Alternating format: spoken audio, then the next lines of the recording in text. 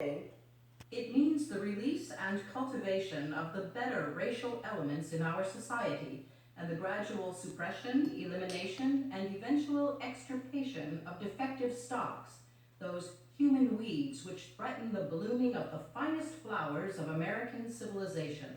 Hayden Ludwig, an investigative researcher, has extensively studied Sanger's life and writings. She talked about the need for race betterment through controlling these weeds, basically undesirable people. In 1939, after opening another clinic in Harlem, the birth control activist launched the Negro Project, an initiative supported by black leaders, such as civil rights activist W.E.B. Du Bois.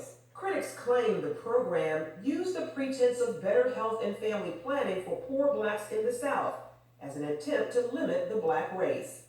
Ludwig says some on the left grapple with Sanger's past and how to interpret her legacy. They know when she writes about human weeds, they know that it's repulsive. They know it's disgusting. The left will never abandon Margaret Sanger because if they do, she's the foundation of so many of their views. Sanger once shared her vision for a preferred race at a women's branch of the Ku Klux Klan, writing in her autobiography, "Always, to me, any aroused group was a good group." Despite those views, liberals praised Sanger's work while ignoring her history.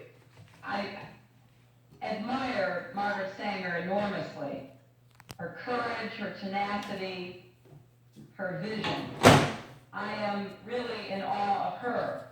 Ryan Baumberger, founder of the Radiance Foundation, says abortion proponents are working to clean up Sanger's past and what she stood for. They have to reinvent her every time they talk about her in order to justify their celebration of her.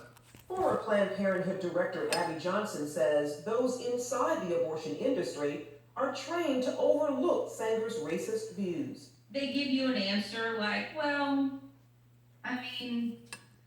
yes, Margaret Sanger was a racist, but everybody was a racist back then. You accept it because she is your hero. And she has to be your hero. You cannot question Planned Parenthood. In 1997, Stephen Mosher of the Population Research Institute wrote about the push to repackage Margaret Sanger in the Wall Street Journal. The reason I call it the repackaging of Margaret Sanger is because after the Nazi regime destroyed the legitimacy of eugenics forever, they then went back and said, oh, she was just an early feminist, she was just an early supporter of family planning. No, she wasn't. She was a supporter of giving IQ tests to people. She was in favor of using those IQ tests to determine who should be sterilized and who should have children. In a response titled The Demonization of Margaret Sanger, Alexander Sanger, her grandson and president of Planned Parenthood at the time, called Mosher's editorial unfair. In the same piece, Esther Katz, director of NYU's Margaret Sanger Papers Project, claimed evidence